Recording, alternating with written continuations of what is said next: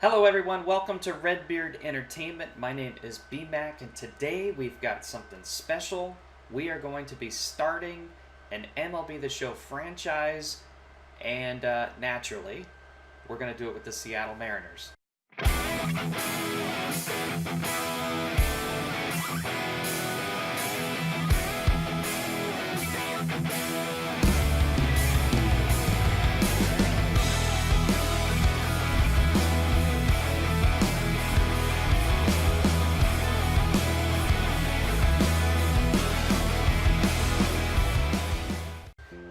Few ground rules to start. We're going to be using the OSFM version 4.5 rosters that we downloaded to do Road to the Show. We're going to go ahead and start. We're going to load the saved rosters. There it is, OSFM version 4.5. That is Operation Sports full minors, so we will have the gamut from AA all the way on up. And Ed kind of knows that I'm a Mariners fan already, so yes, we're going to be selecting the Seattle Mariners. We got a team budget of $129.5 million, which I think is solid. So there we go. We are going to select Seattle. AA affiliate is the Arkansas Travelers. The AAA is the Tacoma Rainiers. And let's get ripping. GM contracts are 3 years long based on your team's performance. We're going to keep it on. No fantasy draft. We're going to try to keep this as true to life as possible. Free agent legends? No. CPU roster control? No. I want hands-on everything. CPU trading is fine, but we're not going to ignore the budgets. We're not going to be forcing trades. The designated hitter is good to go. I want everything. I want lineups and rotations. I want to manage injuries. I want to do scouting, and I want absolutely everything. Let's be as complex as this and take as much time as we need to do everything. We're going to do all of it. I'm going to go spring training only because I'm going to simulate about a week at a time and potentially make some roster decisions at that point. So let's go ahead and start with spring training. Some ground rules to establish here. We're going to go over to options, and under gameplay options, this is going to change because Road to the Show, we went ahead and did Hall of Fame all the way across the board. Franchise is going to be a little bit different. I want, again, the rosters to be as accurate and true to life as possible. That's why we went with OSFM version 4.5 that was just uploaded by Ryden and the folks over there last month, about 3 weeks ago. Here's where it gets a little tricky. We're going to Legend here. We're going to Legend on franchise mode, and in general, the settings are going to be playing every 6th game. The reasoning behind that is to make sure that I get a different starter in the rotation, 5 starting pitchers in the rotation. If I start and play game 1, then I skip 5 games.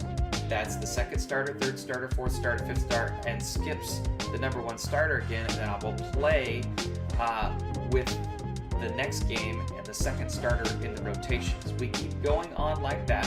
162 games in a season divided by 6 games is about 27 games. If I can play 27 games in one season, and we will play all of the critical moments, we're going to do it all on Legend. That's the way that we're going to do it. Now, we'll go ahead and take a look at the simulated games and box scores because we need to use that information in order to make roster and lineup decisions, particularly at the minor league level, because we're going to be developing this hopefully over the course of several weeks and months.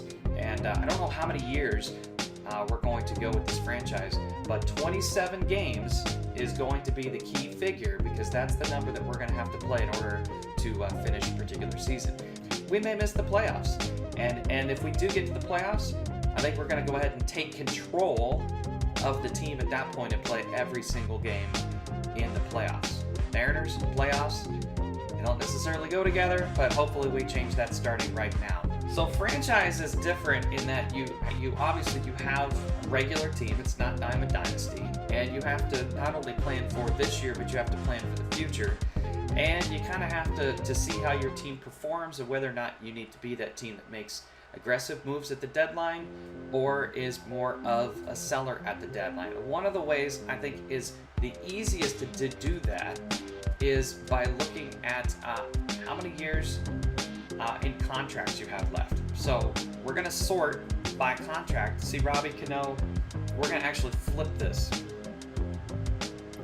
There we go. Okay, we're going to flip this here, and we're going to see all of the players that potentially are on 1-year contracts that may or may not have trade value at some point during the season. Nelson Cruz is a free agent after the season.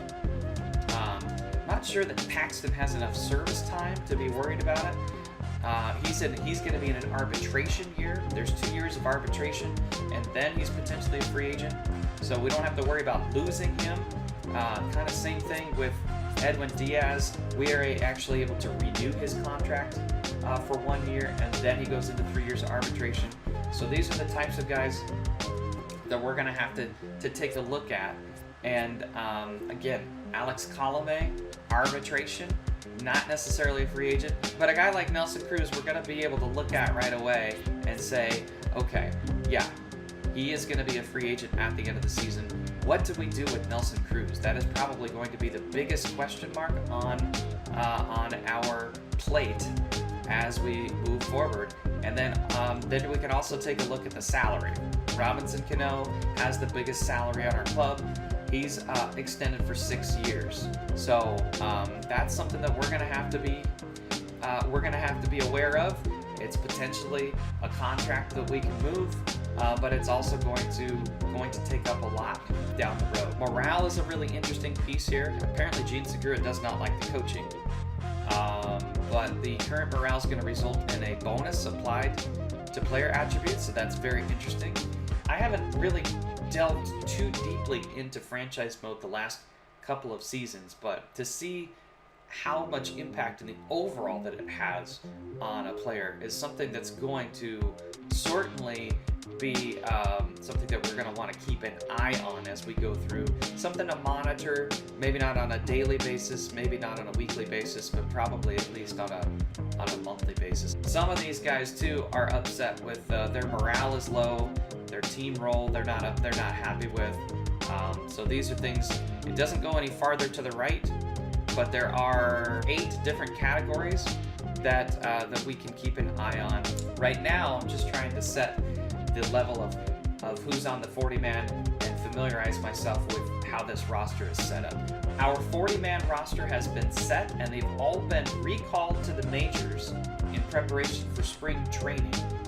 And what I'm going to do is simulate a week at a time, take a look at some statistics, and get that in my mind and jot some notes down, because this is time when players either make the major league roster or they don't. I don't have a section where I've got non-roster invitees, unfortunately, so I can't bring, say, Kyle Lewis up, who's not on my 40-man roster.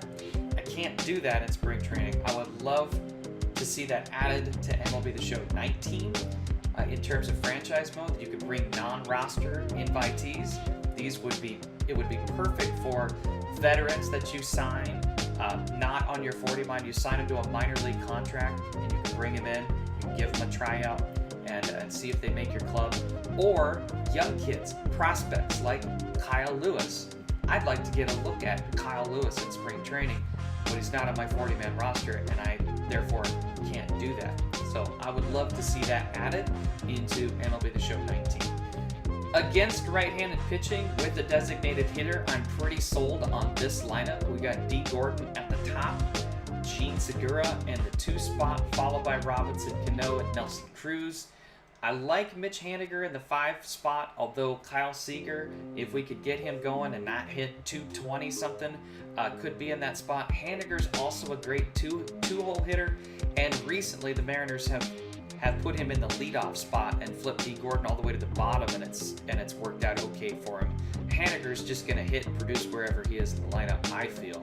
Ryan Healy is a spot right now, especially against lefties. He's going to have a spot in that lineup. If I have to move Cano to first base, he now does have that lineup flexibility. In fact, he's got a primary position right now of first base based on OSFM roster update 4.5. Span will hit 8th, and then Zunino, who's got all kinds of power, could bat 9th in this particular lineup.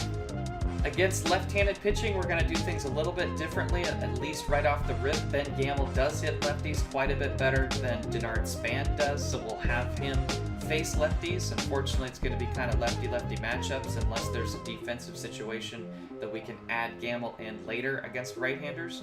But Gamel's going to primarily face lefties. Again, Gamel and or Denard Span based on Span's age and I don't know what his future is with the club, and possibly Cameron Maben and Guillermo Heredia. Those are 4 outfielders that may not have a long-term lock with this particular franchise. So those are guys that we're going to have in the back of our mind of potentially moving. Pitching rotation is another very important thing to set up, and the way that we're going to go about doing that is Felix Hernandez is going to be our day 1 starter. Felix has been the opening day starter for the Mariners for I don't know how many years. Felix is going to be the number 1 guy, followed by Paxton and Leake, and we're going to go with Marco Gonzalez here in this spot. And I'm going to make sure that guys like Hisashi Iwakuma gets an opportunity to pitch at some point during the spring training, because it's really kind of between Iwakuma and, say, Wade LeBlanc for this 5th spot, or even Marco Gonzalez in the 5th spot. So at the moment, I'm going to have Wade go to the bullpen and Iwakuma come in, and we're going to flip-flop it and have Iwakuma as the 4 and Marco Gonzalez at the 5. LeBlanc is another guy who can start in this particular setup. Now that we have a little bit more of an understanding of what our 40-man roster looks like, who's in the final year of the contract and who might not fit, now we're going to go ahead and update the trading block with some of those players like Gamel, Heredia, Maben, maybe even a Nelson Cruz, to see if there's a CPU deal that comes about with value in terms of return on a guy like a Cruz who's going to be a free agent at the end of the season. The only problem with updating your trade block before the season begins is the potential effect on morale if the players understand that they're being shopped around. And, well, there aren't any other teams who have any players listed. So that's something to think about. We're going to go ahead and keep them on the trade block for now and see if there's a potential trade offer in the works. This is a breakdown of the current budget. We're seeing the team revenue is about $5 million. The revenue sharing, that is what goes out. We are the expenditures is about $4.6 million. And the projected cash flow is on the positive side of about $350,000 per week. And apparently we can go and purchase $5 million from the bank at some point. But you see where it goes out between coaches' salaries and scout salaries, $3.9 million per week in player salaries. That's the way that it works out. And then this is a really neat chart as well that shows you the breakdown into the future of what every player on the roster, I believe all 90 is where we're at with renewables and the arbitrations and things like that, and where it comes to an end. So a guy like Gene Segura, $4.5 million all the way through 2022 is extremely solid. But again, a guy like Cano is going to eat up quite a bit of that money. So this is another area that can help you make certain decisions on players that you want to potentially move in order to have less of a hit on your overall salary cap. There's about a week and a half left of spring training. I've made some adjustments to the pitching rotation, and I put Guillermo Heredia in instead of either Denard Span or Ben Gamel in the lineup. I want to see how those guys respond. I also want to see Erasmo Ramirez and a few other pitchers, Bregman, Elias, get a chance to pitch a little bit and take a look at their stats. But what we're going to do is simulate all the way through and check the stats, and then we're going to have some decisions to make. Good to see Seager bring his average a little bit up to 241. All of these other numbers I'm expecting, and they look just fine. Span has made this club. Healy is fine. Gamble is safe. Maben is probably going to be the fourth outfielder on the bench. We'll probably look to move him at some point. We've sorted by innings pitched to get an idea of who's had the most work and who hasn't. Paxton and Marco Gonzalez. Gonzalez's ERA was in the 6s, and he brought it down a little bit, so we're going to consider that as we fill out our rotation. Iwakuma has made the rotation with numbers like that. That's fantastic. Mike Leake has made the rotation. Wade LeBlanc, I think we got to put him in the rotation. Felix is Felix. He's going to get the opening day start. We're going to go Felix, Paxton, Iwakuma, Leake, and this is where I'm really, the number 5 starter spot is really tough for me because I want a second left-hander in there. And Gonzalez didn't pitch all that well in spring training, but I think I'm going to go with Marco Gonzalez in the 5th spot, which doesn't really leave a role for Erasmo Ramirez. Now, unfortunately, Erasmo, I'm going to have to send down to AAA. It's taken quite a bit of work, but we finally have a 25-man major league roster with 13 position players and 12 pitchers. And now, as you can see, we have the trickle-down effect. We've got too many players at AAA. We've got 15 of the 40-man roster at AAA. I don't know if that is all going to stick in that spot, but we do have 3 too many players at AAA, and then when we move them to AA, we're going to have 2 too many at AA. We're going to have to send a couple to Class A ball, and Class A, unfortunately, they don't get any type of, unless they've changed it. In years past, Class A doesn't develop at all. So you're going to want the younger guys there, not the guys with the potential where they have the opportunity to develop a little bit if they are actually playing games at the AA level. This makes me a little bit happier now that we've got a second left-hander in the bullpen. I see that Rowanus Elias is also at AA, so we might have to take a look at that. But Pazos in the back end of the bullpen, we got Warren and Morin there. Altavilla is a good guy as well. We'll have Adam Warren and Mike Morin. It would seem to me to be a little bit better to have somebody with a little bit more stamina in that long relief role. So Adam Warren with 54 stamina is going to do that, and then we're gonna have Tui be in a setup role, and Altavilla, Ryan Cook, and Zepchinski are going to be middle relievers. The rotation so far is going to be Grimm, Erasmo Ramirez, Christian Bergman, Ross Detwild. It's nice to have a lefty in the rotation, and Casey Lawrence. We found the solution at AA, and it was an extra relief pitcher. And so we are going to make a switch and send down a pitcher to Class A. This is the guy that we're going to bring up. Evan White, he is one of the Mariners' top hitting prospects. He's going to fit right into more than likely the designated hitter role every day at AA. We're going to promote him, and then we're going to send down a pitcher, and we're going to keep an eye at this Class A level and injuries and things like that, because one of these guys who's caught my attention is 19-year-old Joe Rizzo with B potential. Obviously not in the 40-man being down here, but this is a guy who's got potential, and a third baseman, a left-handed batter that we're going to potentially look at promoting to AA at some point, obviously based on how things turn out. But for the moment, Evan White promoted to AA. We're going to send a pitcher down to Class A, and then it's just a matter of setting our lineups and beginning. Our AA pitching rotation and bullpen is set with Robert Whalen leading the crew. Max Popsy will be the number 2 guy. Tucker Healy, we're going to move into the number 3 role. Williams Perez at number 4, and then Johendi Jiminian will take over the number 5 spot in the rotation. We did move 2 guys out of the bullpen to Class AA. Nick Rumbolo, who was slated to be the AAA closer, I have put as the closer at Double A at 59 overall. I think this is a little bit more of an appropriate level for him. We brought Daniel Schlereth. He's 32. He's left-handed. We brought him up from Class A to be a left-handed setup guy.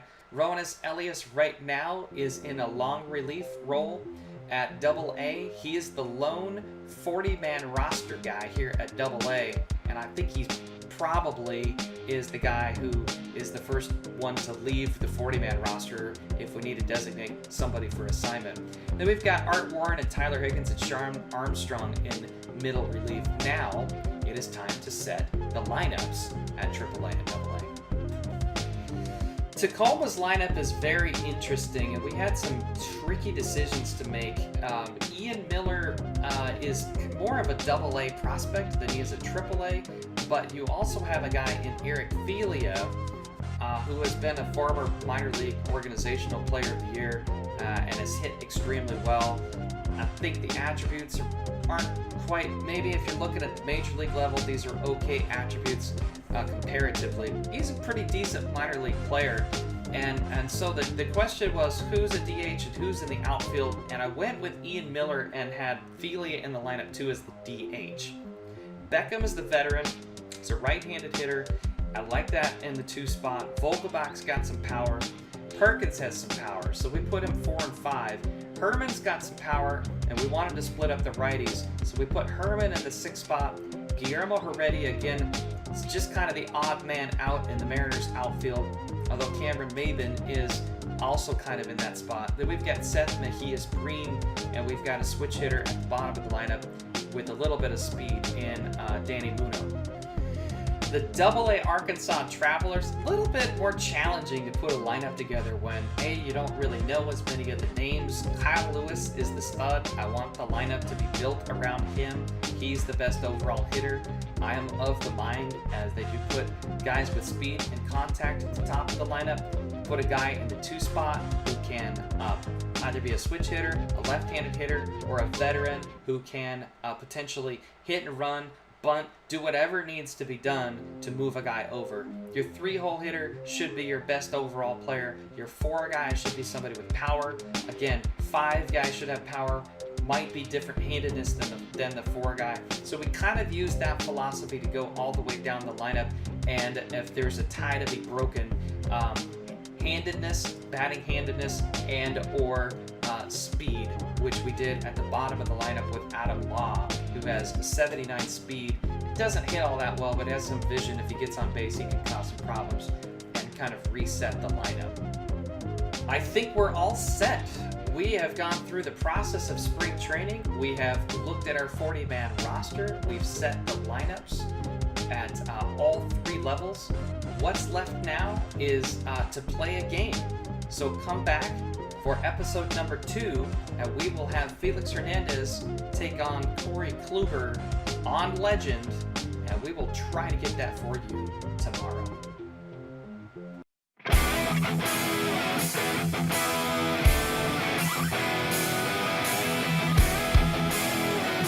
Ball game!